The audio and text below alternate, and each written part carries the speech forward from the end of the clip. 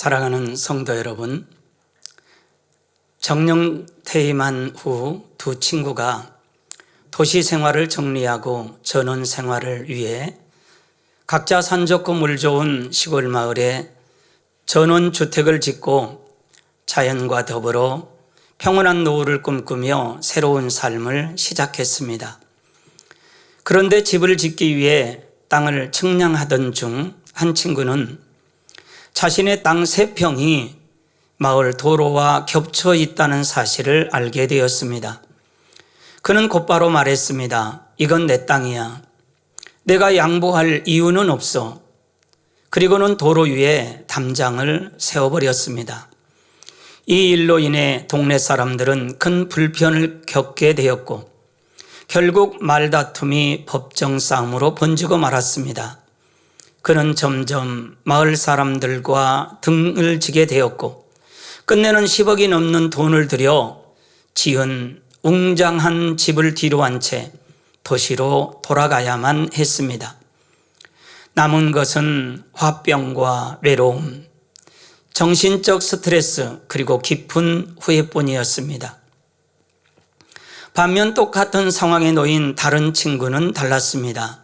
그는 담장을 헐고 이렇게 말했습니다. 내 이 땅은 분명 제 것입니다. 하지만 이 정도쯤은 다 같이 편히 지내기 위해 기꺼이 내어드릴 수 있습니다. 그는 마을을 위해 3평의 땅을 기부한 것입니다.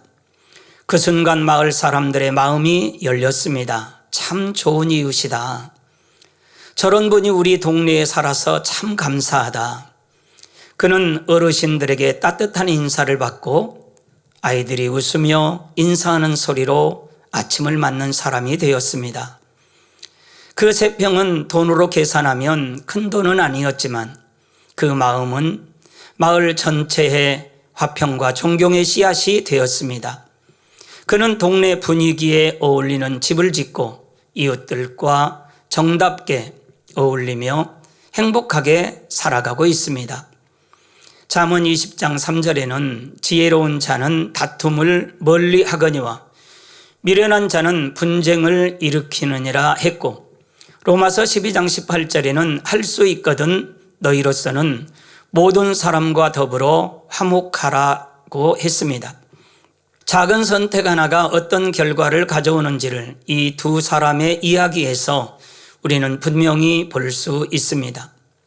조금 손해를 보더라도 화평을 택하면 결국 유익이지만 조금 더 손해를 보지 않기 위해 싸우면 결국 더 큰 손해를 본다는 사실입니다. 사랑하는 성도 여러분, 오늘은 원로 목사님의 위로부터 난 지혜 2번째 말씀을 중심으로 화평의 지혜에 대해 타인과의 화평, 하나님과의 화평, 신앙 안에서의 화평, 자기 자신과의 화평 4가지로 살펴보겠습니다. 먼저 타인과의 화평입니다. 히브리서 12장 14절에는 모든 사람으로 더불어 화평함과 거룩함을 좇으라. 이것이 없이는 아무도 주를 보지 못하리라고 말씀하셨습니다. 영적인 화평이란 악이 없는 선과 사랑에서 섬김과 희생 가운데 모두를 포용하는 것입니다. 그것이야말로 마음 깊은 곳에서 나오는 화평의 지혜라 할 수 있습니다. 조선 중기 때 개혁의 열망으로 불타오른 한 남자가 있었습니다. 그의 이름은 조광조. 그는 백성을 사랑했고 썩은 정치를 바로잡으려 했습니다. 진심으로 나라를 위하는 개혁안을 밀어붙였습니다. 왕은 그를 아끼고 백성은 그의 정의로움에 박수를 보냈습니다. 하지만 그가 마주한 것은 동료들의 시기와 반발이었습니다. 그는 오직 옳은만을 외쳤습니다. 이게 맞습니다. 따라오십시오. 그러나 그의 칼 같은 언행은 사람들의 마음에 상처를 주고 말았습니다. 그리고 끝내 그는 고립되었습니다. 왕의 마음도 그에게서 멀어졌고 억울한 농명과 함께 그는 처형대에 올랐습니다. 만약 그가 조금만 더 마음을 넓혔다면, 조금만 더 부드럽게 조금만 더 덕스럽게 사람들을 품었다면 어떻게 되었을까요? 그의 개혁은 조선의 역사를 새로 썼을지도 모릅니다. 반면에 정조대왕은 조광조와는 대조적으로 화평을 바탕으로 지혜를 실현한 조선시대 대표적인 인물입니다. 정조는 정족들의 견제 속에서도 끈기와 포용으로 중심을 지켰습니다. 조심스레 말을 하고 반대파까지도 설득하며 조화로운 정치를 추구했습니다. 무조건 억누르거나 적으로 규정하지 않았습니다. 오히려 그들을 자신의 계획에 맞게 포용하고 이끌었습니다. 그 결과 정조는 조선 후기에 르네상스를 연 군주로 남게 되었습니다. 학문과 문화, 행정과 군사까지 안정된 조화를 이루며 백성과 신하들의 마음을 얻었습니다. 그의 성공은 단순한 통치력이 아닌 화평의 지혜에서 비롯된 것이었습니다. 사랑하는 성도 여러분, 지금도 이런 일이 많습니다. 어떤 사람은 직장에서 공을 많이 세우고도 주변 사람들에게 좋은 평을 듣지 못합니다. 독불 장군처럼 자신의 능력과 지혜만 앞세워 상대의 감정을 상하게 했기 때문입니다. 다른 사람들의 의견과 형편은 무시하고 자기 고집과 스타일대로만 밀고 나갔습니다. 아랫사람들과도 다른 부서의 사람들과도 심지어는 상사들과도 부딪힙니다. 이런 일이 계속 쌓이게 되면 이 사람은 분위기를 해치는 사람으로 인식되기 시작하고 결국에는 그의 능력까지 무시됩니다. 회사 안에서 외톨이가 되고 마는 것입니다. 아무리 능력이 있고 열매를 내었다 해도 화평을 깨는 사람은 결과적으로 지혜가 부족하다는 것입니다. 사랑하는 성도 여러분, 창세기 35장 이하를 보면 성경은 이스라엘 민족의 조상인 야곱에 대해 자세히 기록하고 있습니다. 그는 나름대로 꾀가 있어 자신의 방법과 지혜를 동원해 많은 것을 얻게 되지만 평안할 날이 없었습니다. 장자권을 빼앗긴 형 에서가 죽이려 하므로 급히 집을 떠나야 했습니다. 20년의 긴 세월 동안 타향살이를 하며 그렇게 자신을 아껴주며 사랑해 주었던 어머니의 임종조차 곁에서 지키지 못했습니다. 추위와 더위를 견디면서 밤낮으로 일하는 동안 억울한 일도 많이 당했지요. 보수 없이 일할 때도 있었고 싹을 받게 된 후에도 외삼촌의 품삯을 10번이나 속였습니다. 왜 이런 일이 생겼는지 야곱은 그 당시 알았을까요? 만약 알았다면 남 탓하지 않고 자신을 돌아보며 자신이 지난날 아버지를 속였던 일이 생각났을 것입니다. 그리고 회개했더라면 얼마나 좋았을까요? 야곱은 또 얹혀 사는 처지였기에 아무리 억울해도 불평조차 쉽게 할 수 없고 눌러 참아야 했습니다. 우여곡절 끝에 다시 고향을 향해 떠났지만 20년 동안 원한을 품고 있던 형이 400명이나 되는 사람들을 이끌고 달려옵니다. 그동안 자신의 지혜와 성실로 쌓은 모든 소유와 가족, 자신의 생명까지도 잃어버릴 상황이 온 것입니다.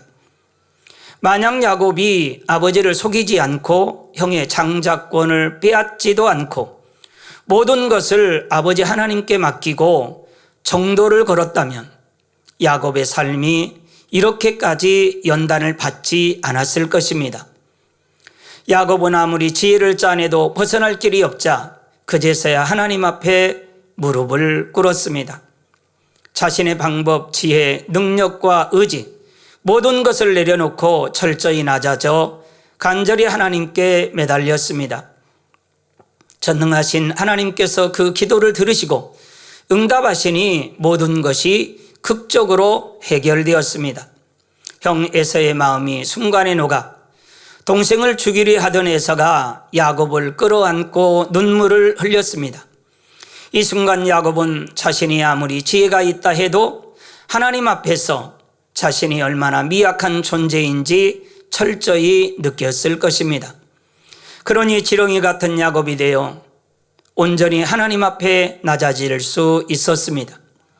지금도 이러한 체험을 하신 분들이 있습니다. 승승장구하여 두려울 것이 없었는데 어느 한순간에 도저히 감당할 수 없는 위기를 맞았습니다. 사고나 불치병, 사업의 부도나 가정의 문제 등으로 절망에 빠진 것입니다.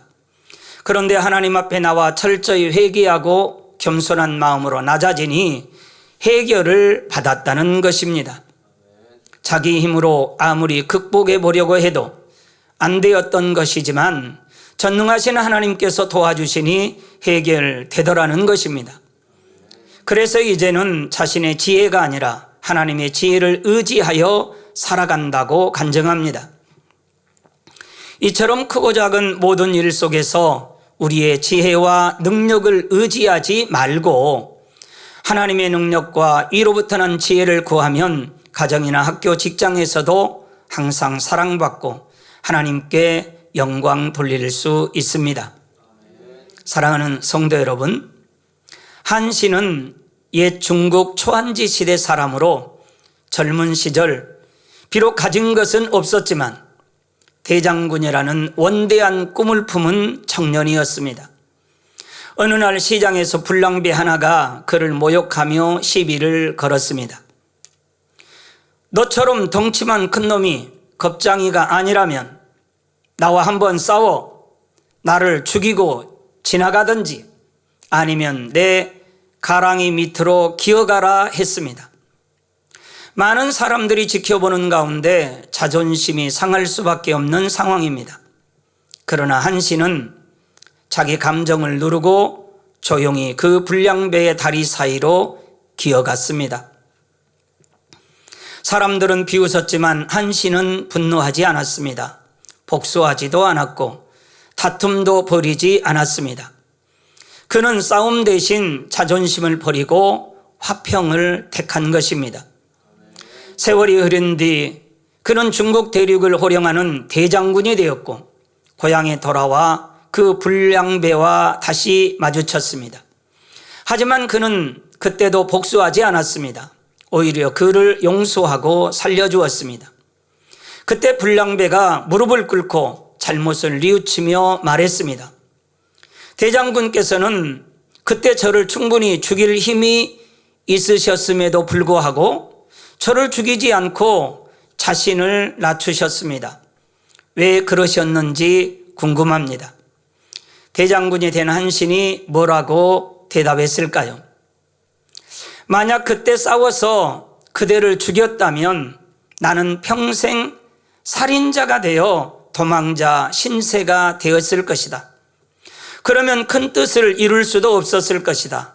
나는 화평을 선택함으로 훗날 큰 뜻을 이룰 수 있었다. 내가 너를 용서한 건 내가 약해서가 아니라 다투지 않고 화평한 것이 지혜이고 화평이 더 큰 힘이기 때문이라고 대답했답니다. 한신의 인내와 용서하는 마음, 화평을 선택한 지혜는 우리가 배워야 할 귀한 교훈입니다. 우리 주님이 약해서 십자가에 죽어주신 것이 아닙니다. 하늘의 12영대는 군대를 불러올 수도 있는 강한 힘이 있으셨음에도 불구하고 우리 같은 죄인들을 위해 십자가에 못 박혀 죽어주심으로 하나님과 우리 사이에 화목을 이루어 주셨습니다. 이러한 사랑과 지혜를 배울 수 있는 우리가 되었으면 좋겠습니다. 사랑하는 성도 여러분, 화평의 두 번째 지혜, 하나님과의 화평입니다. 하나님의 일에는 화평이 아주 중요합니다.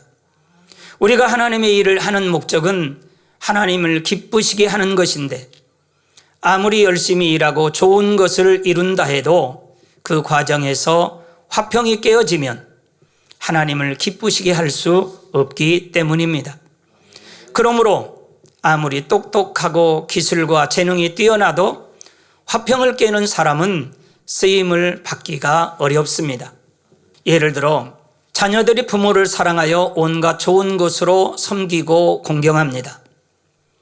그런데 자녀들이 서로 미워하고 다투면서 고급 호텔에서 한우 고기를 먹는 것과 비록 소박한 작은 식당이지만 온 가족이 옹기종기 모여 앉아 화목하게 김밥에 라면을 먹는 것 중 여러분은 어느 것이 더 부모님의 마음과 여러분의 마음을 행복하게 할까요? 이와 마찬가지로 하나님을 기쁘시게 하려면 일을 잘하는 것도 중요하지만 화평을 이루는 것이 더 중요하다는 사실입니다. 화평이 위로부터 난 지혜라고 하는 또 다른 이유는 하나님의 일을 하면서 불화하면 하나님의 역사를 체험하기 어렵기 때문입니다. 일을 계획하고 직접 뛰는 사람은 일꾼들이지만 열매를 맺게 하는 분은 누구일까요? 하나님이십니다. 그런데 일하는 과정에서 화평이 깨지면 원수마귀 사단에게 송사거리를 내어주므로 하나님께서 역사하실 길이 막힙니다. 이럴 때는 사람이 아무리 지혜를 동원하고 열심히 일해도 영적으로는 실한 열매가 맺히지 않습니다. 어떤 사람에게는 육적으로 재능도 있고 하나님의 일을 하고 싶어 하는 열정도 있습니다. 그런데 그에게 일을 맡기면 부딪히는 소리가 끊이질 않습니다. 이것이 더 좋다, 이렇게 해야 더 열매가 난다 하면서 자신의 의견만 고집하고 다른 사람들에게 상처를 주기도 합니다. 물론 본인은 잘하기 위해서 그런다 하지만 이런 일이 반복되면 주변에서 저 사람과는 일하기 힘들다라는 불만이 나오게 됩니다. 때로는 주변 사람들이 그 영혼을 위해 불편을 감수하기도 합니다. 그나마 그 사명이라도 맡겨서 힘을 내어 신앙생활을 하게 하려는 것이지요. 이렇게 해서 사명을 감당하게 된다 해도 다른 사람에게 상처 주고 입으로 불평을 쏟는다면 상급을 쌓는 것이 아니라 오히려 그동안 쌓은 상급마저 없어질 수가 있습니다. 그러므로 하나님의 나라를 이루기 위해서는 화평을 이루는 것이 큰 지혜라는 것이지요. 능력이 좀 부족하더라도 하나 되고 화평할 때 하나님께서 능력을 더하시고 열매를 보장해 주시기 때문입니다. 원로 목사님께서는 교회에서 당회장이라 해도 이 교회 일을 마음대로 한 적이 없다고 하셨습니다. 직접 관계된 사람들의 의견을 수렴하고 일꾼들이 한마음으로 모아질 때까지 설득하며 기다리셨지요. 만약 믿음대로만 모든 것을 할 수 있다면 하나님의 나라를 그때보다 훨씬 크고 창대하게 이룰 수 있었을 것입니다. 그러나 하나님의 뜻은 모두가 하나 되어 이루는 것임을 아셨기에 고집하지 않으셨다고 하셨습니다. 이렇게 하는 것이 답답해 보일 때도 있고 더디 가는 것처럼 보일 때도 있었지만 하나님께서 움직이시도록 하여 열매를 맺는 것이 결국은 더욱 큰 지혜라는 것을 저희들에게 보여주셨고 그 말씀에 순종했을 때 저희들도 화평을 체험했기에 더욱 화평하려고 지금도 노력하고 있는 줄 믿습니다. 최근 당회장님께서 욥기 강해 중 들나귀, 타조, 말 비유를 들어서 설명해 주셨는데 참 큰 은혜를 받았습니다. 제 자신을 돌아보며 많이 변화되기 위해 노력하고 기도해야 되겠다라는 생각을 하게 되었습니다.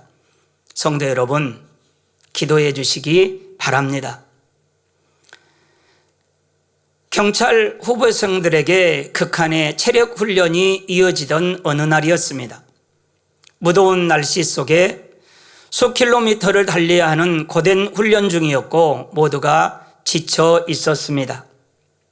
결승선이 가까워질 즈음 한 후보생이 발을 다쳐 더 이상 견디지 못하고 길가에 쓰러졌습니다. 대부분의 후보생들은 쓰러진 동료를 보고도 외면한 채 결승선만 보고 달렸습니다. 왜냐하면 늦으면 실격이고 실격이면 탈락이기 때문입니다. 누구도 쉽게 도와줄 수 없는 상황이었습니다. 하지만 한 후보생이 멈춰 섰습니다. 그는 자신도 숨이 턱에 차 있었지만 쓰러진 동료에게 다가가 부축했고 그의 팔을 자신의 어깨에 메었습니다. 그리고 함께 결승선을 향해 걸어갔습니다. 결과는 예고된 것이었습니다. 그는 꼴찌로 들어왔고 실격이었습니다. 그러나 그날 교관과 동료들 눈에 그리고 모든 관계자들의 눈에 가장 강하고 위대한 경찰이 누구인지 분명히 각인되었습니다. 그가 바로 사람을 위한 경찰의 참모습이었기 때문입니다. 교관은 쓰러진 동료를 보고도 외면한 채 앞만 보고 달려서 비록 결승선에 도착한 후보생들을 향해 크게 외쳤답니다. 국민의 안녕과 생명을 지키겠다고 경찰에 지원한 그대들이 다리를 다쳐 쓰러진 동료를 보고도 외면한 채 오직 나만 살겠다고 결승선을 향해 뛰어왔다면 진정 경찰이 될 자격이 있는지 한번 생각하고 반성하라며 다시 한번 되돌아가서 갔다 오면서 반성해라고 외쳤답니다. 오늘 우리는 믿음의 길을 걷고 있습니다. 성결의 길을 걷고 있습니다. 더 좋은 천국 새 예루살렘 성이라는 원대한 꿈을 꾸며 달리고 있습니다. 그런데 앞만 보고 나만 살겠다고 속도 내며 달리고 계시지는 않는지요. 그러나 우리 주님이 보여주신 선과 사랑은 강도 만난 이웃을 외면하지 말고 돌봐주라는 것이었습니다. 주님은 우리를 혼자 두지 않으셨습니다.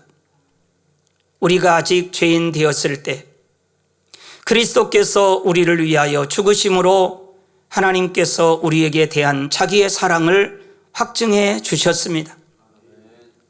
우리가 죄로 인하여 쓰러져 괴로울 때 조용히 우리 곁에 오셔서 손을 잡아주셨고 일으켜 세워주셨습니다. 천국 새 예루살렘 성을 향하여 달려갈 수 있도록 힘과 용기를 주셨습니다. 저는 이 말씀을 준비하면서 제 자신을 돌아보면서 회개하고 결단하는 시간이 되었습니다.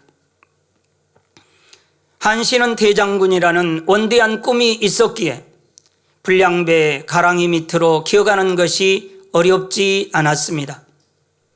히브리서 11장 24절에서 26절에는 믿음으로 모세는 장성하여 바로의 공주의 아들이라 칭함을 거절하고 도리어 하나님의 백성과 함께 고난받기를 잠시 죄악의 낙을 누리는 것보다 더 좋아하고 그리스도를 위하여 받는 능욕을 애굽의 모든 보화보다 더 큰 재물로 여겼으니 이는 상 주심을 바라봄이라 했습니다.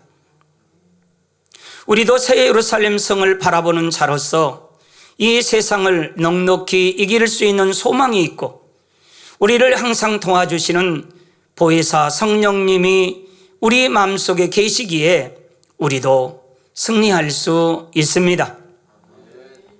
사랑하는 성도 여러분, 잠언 4장 5절에서 7절에는 지혜의 중요성을 강조하면서 지혜를 얻으라, 명철을 얻으라, 내 입의 말을 잊지 말며 어기지 말라, 지혜를 버리지 말라, 그가 너를 보호하리라, 그를 사랑하라, 그가 너를 지키리라, 지혜가 제일이니 지혜를 얻으라, 무릇 너의 얻은 것을 가져 명철을 얻을지니라 했습니다. 이번 시간에는 화평의 지혜 세 번째 신앙생활의 화평에 대해서 말씀을 전하겠습니다. 신앙생활을 할 때도 화평하는 지혜는 아주 중요합니다. 디모데후서 3장 12절에 무릇 그리스도 예수 안에서 경건하게 살고자 하는 자는 핍박을 받으리라 했습니다. 이 말씀처럼 신앙생활을 하다 보면 종종 핍박이 오는 경우가 있습니다. 이럴 때 화평의 지혜를 발휘하면 핍박이 떠나고 사랑을 받게 됩니다. 반면에 불필요한 연단을 자초하는 어리석은 경우도 있습니다. 믿지 않는 남편을 둔 여성도의 경우를 예로 들어 설명해 보겠습니다. 남편이 일요일마다 당신이 나만 두고 나가는데 내가 계속 양보했으니까 이번 일요일은 교회에 가지 말고 나와 함께 집에 있으면 좋겠는데, 이럴 때 어떤 아내는 또 남편이 억지를 쓰는구나 하고 한숨을 내쉽니다. 그러면서 주일은 교회 가는 걸 뻔히 알면서 왜 또 괜히 트집이세요? 혼자 있기 싫으면 같이 교회 가면 되잖아요 하면서 문을 탁 닫고 나가버립니다. 그럴 때 남편의 마음은 어떨까요? 교회와는 점점 더 마음의 문을 닫을 수도 있지 않겠습니까? 그런데도 아내는 나는 당연히 교회를 가야 하니까, 내가 옳은 일이니까 남편의 투정을 받아줄 수 없다는 태도입니다. 이렇게 남편을 서운하게 해서는 가정복음화를 이루기는 쉽지 않습니다. 물론 주일 예배는 반드시 드려야 합니다. 그러나 지혜가 있는 아내라면 남편과 최대한 화평하면서 주의를 지킬 것입니다. 남편이 좋아하는 음식도 미리 준비해 놓고 집안도 깔끔하게 정리하면서 상냥하게 남편의 기분을 맞춰줍니다. 주일 하루만 그런 것이 아니라 평소에도 그러면 더욱 좋습니다. 그리고 나갈 시간이 되면 당신이 항상 양보해 주셔서 늘 감사하게 생각해요. 저도 당신과 같이 있고 싶지만 그래도 주일은 꼭 예배를 드려야 해요. 돌아오는 토요일과 휴일에는 꼭 같이 있을게요. 오늘 또 혼자 있게 해서 너무 죄송해요. 금방 다녀올게요. 조금만 참고 계세요. 최대한 온유하고 사랑스럽게 말할 것입니다. 이처럼 정말 남편을 사랑하고 화평을 이루고자 하면 성령께서 매 순간 가장 적절한 화평의 말을 주관해 주실 것입니다. 이렇게 성령의 역사 속에 화평과 선으로 쌓아 나갈 때 가정의 복음화도 빨리 이루어지게 됩니다. 남편만이 아니라 하나님께서도 후자를 더 기뻐하시기 때문입니다. 한 가지 예를 하나 더 들어보겠습니다. 교회에 나가는 것을 반대하는 남편이 이번에는 혈기가 나서 눈을 부릅뜨고 윽박지릅니다. 하나님을 택하든지 나를 택하든지 둘 중에 하나를 택하시오. 이럴 때 아내가 내가 사람을 기쁘게 하는 것이 아니라 하나님을 기쁘게 해야지 생각하면서 남편에게 원수마귀 사단아 물러가라. 당신을 주관하는 것은 원수마귀 사단이에요. 계속 그렇게 하나님을 대적하면 지옥 가요. 정말 제발 정신 좀 차리세요. 원수마귀 사단아 물러가라 한다거나, 당신을 포기하는 한이 있어도 나는 결코 하나님을 버릴 수 없어요. 이렇게 한다면 이는 불난 곳에 물을 뿌리는 것이 아니라 기름을 붓는 것과 같습니다. 핍박이 물러가는 것이 아니라 남편의 마음이 더욱 강팍해질 수도 있다는 것입니다. 물론 상황과 상대에 따라 어떤 말로 대답할 것인지는 달라집니다. 성령께서 강하게 주관하실 때는 아내의 의지를 확실히 보여줘야 남편이 변화될 때도 있지만 사실 이런 경우는 그렇게 많지 않습니다. 대부분의 경우는 유순한 말로 남편의 분노를 달랠 수 있어야 하는 상황입니다. 잠언 15장 1절에는 유순한 대답은 분노를 쉬게 하여도 과격한 말은 노를 격동하느니라 했습니다. 그러므로 저는 하나님을 떠날 수 없어요. 그렇지만 당신도 포기할 수 없어요. 제가 당신을 잘 섬겨야 하는데 그렇지 못해서 서운하셨던 것이 있으면 제가 앞으로 더 잘할게요. 우리 이 땅에서도 행복하게 살고 천국에도 함께 가요. 아이, 그렇게 좋다는 천국 저 혼자 갈 순 없잖아요. 제가 제일 좋아하는 당신과 꼭 같이 가고 싶답니다.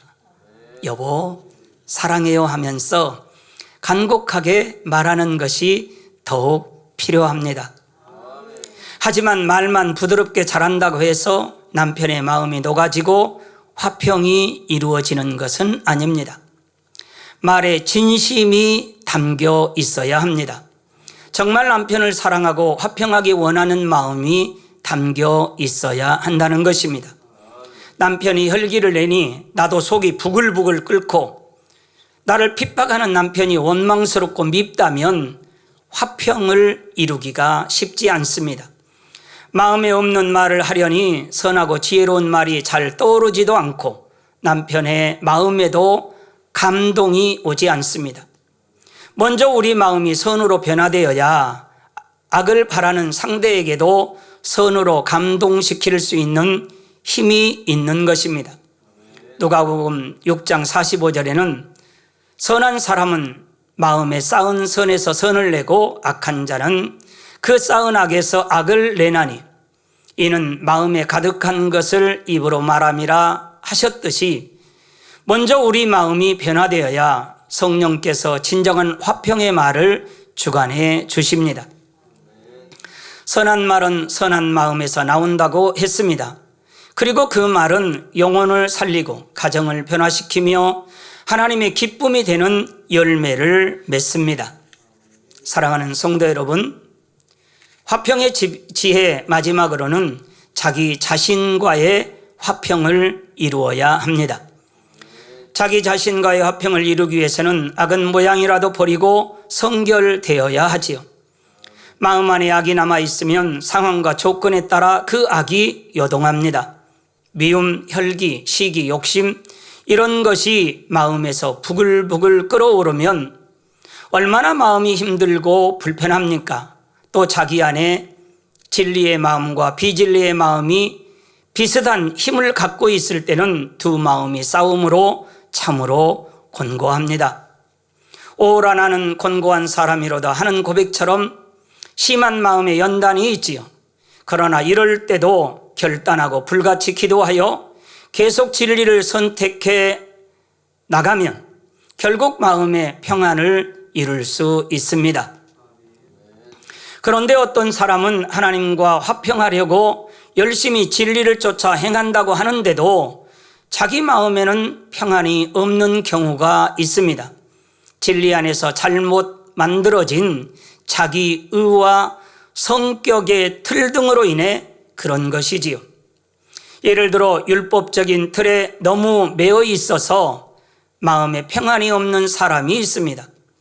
마치 연단받기 전에 욥처럼 열심히 기도도 하고 말씀대로 살고자 노력하지만 하나님을 사랑하는 마음이 부족하기에 하지를 못합니다. 진리를 행하지 않으면 징계가 올까 두려워서 초조한 마음으로 행하지요. 그러다 어느 순간에 진리대로 행치 못하면 무슨 징계를 받지 않을까 잔뜩 주눅이 들어 기쁨도 상실해버립니다. 그러니 열심히 진리를 행한다 한들 그 마음이 얼마나 힘들겠습니까? 믿음의 성장도 정체되어 있는 것이고요. 이런 경우는 행위 자체에 집착하기보다는 하나님의 사랑을 깨닫기 위해 하나님을 사랑하는 마음을 이루기 위해 더 노력해 가야 합니다. 하나님을 중심으로 사랑하며 또 하나님의 사랑을 깨닫는 만큼 마음의 평안을 누릴 수 있게 된다는 것입니다. 또 다른 예를 들면 부정적인 사고의 틀로 인해 자기와의 화평을 이루지 못하는 경우도 있습니다. 열심히 진리대로 행하려고 노력은 하지만 만족할 만한 결과가 나오지 않으면 심히 자책하고 고통받는 것이지요. 하나님 앞에서도 민망할 뿐만 아니라 나는 왜 이 모양일까 하고 낙담해서 힘을 잃어버립니다.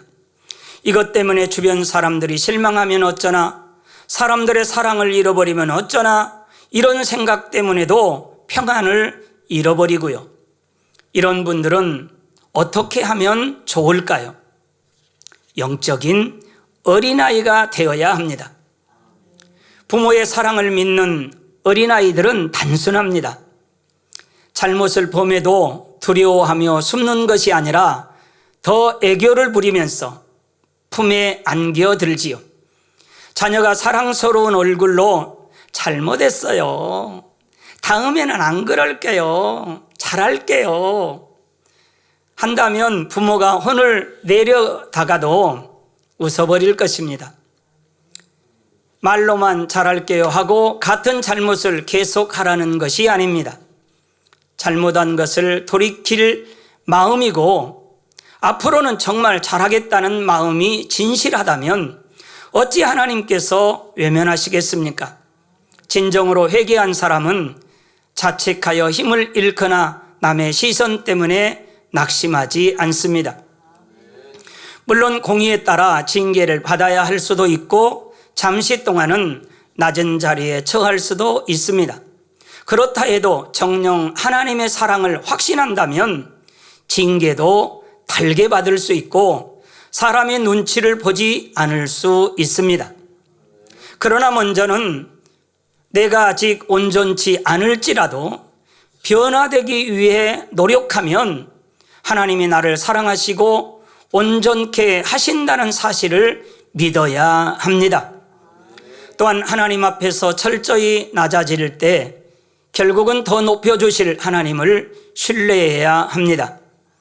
당장 사람에게 인정받고자 초조해하는 것이 아니라 하나님 앞에서 진실한 마음 중심과 행함으로 진리의 행함을 계속 쌓아가게 되지요.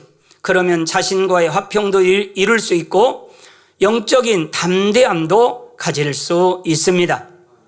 그런데 우리가 자기와의 화평을 이루는 데 있어서 중요한 한 가지가 있는데 과연 무엇일까요?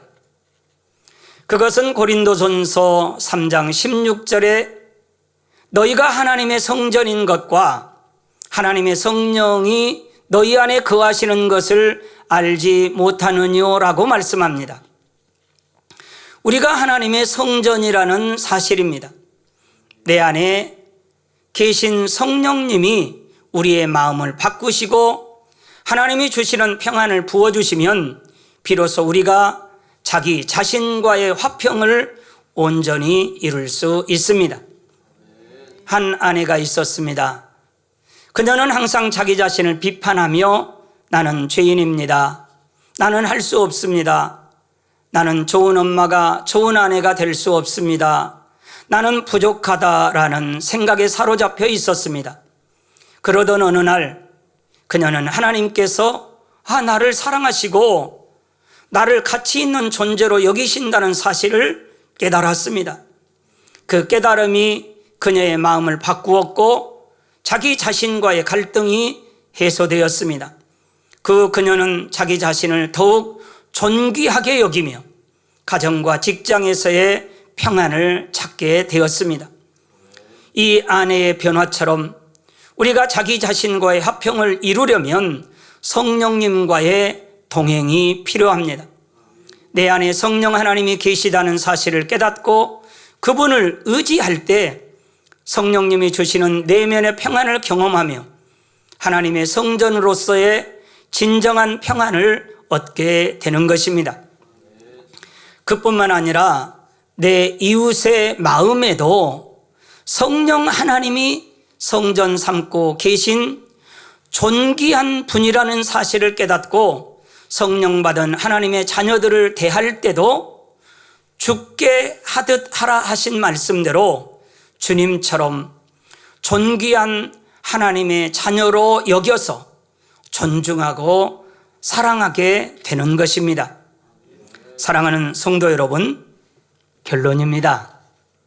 오늘은 화평의 지혜에 대해 타인과의 화평, 하나님과의 화평, 신앙 안에서의 화평, 그리고 자기 자신과의 화평에 대해 4가지로 살펴보았습니다.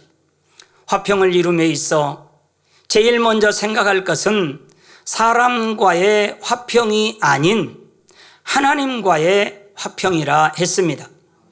마음의 성결을 이루고 하나님과 온전히 화평을 이루면 모든 사람과 더불어 화평을 이룰 수 있습니다. 그런데 화평한다 하면서 비진리와 타협에서는 결코 안 됩니다. 핍박하는 남편의 마음을 달래기 위해 오늘 하루는 주의를 어겨야겠다 한다면 이것은 화평이 아니라 타협입니다. 이렇게 육적인 화평을 쫓는 것은 지혜가 아니지요. 상대는 물론 자칫하면 자신조차 사망의 길로 갈 수 있기 때문입니다. 잠언 16장 7절에 사람의 행위가 여호와를 기쁘시게 하면 그 사람의 원수라도 그로 더불어 화목하게 하시느니라 말씀하셨으니 지혜롭게 하나님과도 모든 사람과도 신앙 안에서도 자기 자신과도 범사의 화평을 이루어 날마다 하나님의 역사를 체험하며 영광 돌리시기를 주님의 이름으로 기원을 드립니다.